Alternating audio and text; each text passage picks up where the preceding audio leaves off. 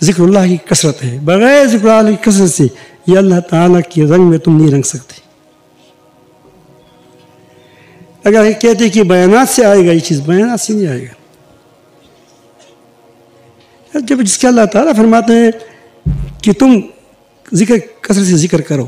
جہاد کی جہاں مجاہدین کو کہتے ہیں اذا لقیتم فئۃ فاثبتوا واذکروا اللہ کثیرا لعلکم تفلحون.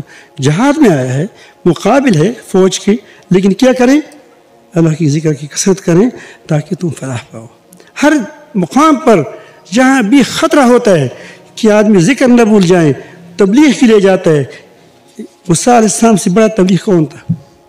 موسیٰ علیہ السلام فرعون کو تبلیغ کرتا ہے جس سے وہ خود فرار بھی اختیار کیے تھے. وہ کیونکہ اس نے آدمی کو مار دیا تھا.